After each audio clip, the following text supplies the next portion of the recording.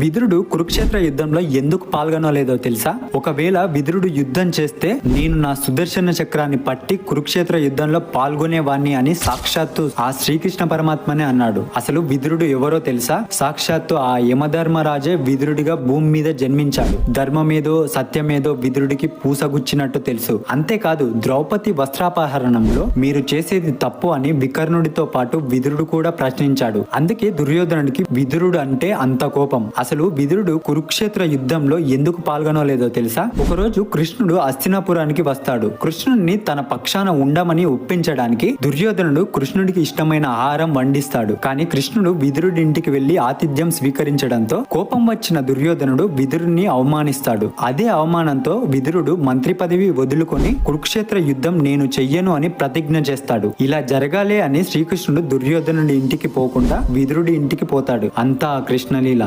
జై